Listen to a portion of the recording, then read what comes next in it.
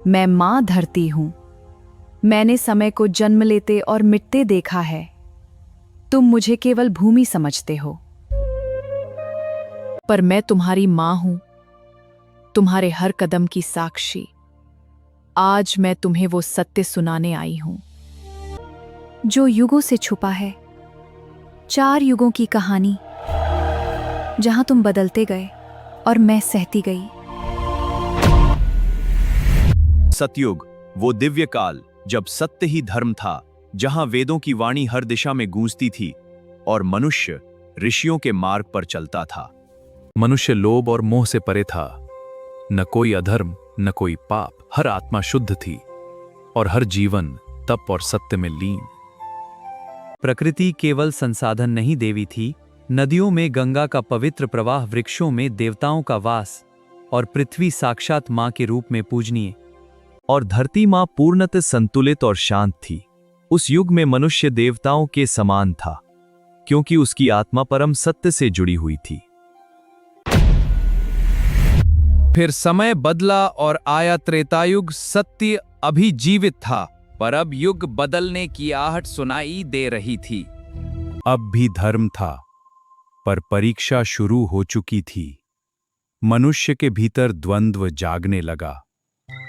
अहंकार ने जन्म लिया, इच्छाएं बढ़ने लगीं। मन अब शांत नहीं रहा। पर उसी युग में मर्यादा की मिसाल भी बनी। त्याग और धर्म के लिए संघर्ष हुआ।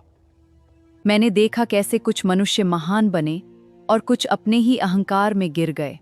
प्रकृति अब भी संतुलित थी, पर उसके भीतर हल्का सा कंपन आ चुका था।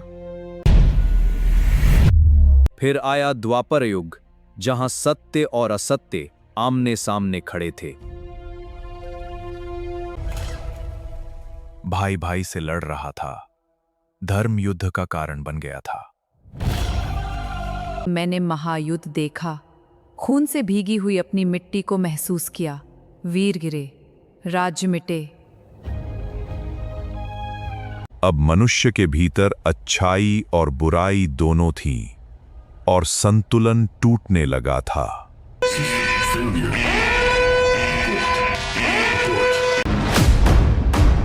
यह वह युग है जहां शक्ति है, पर आत्मा कमजोर हो चुकी है। मनुष्य के पास सब कुछ है, धन, वैभव, साधन, पर नहीं है संतोष।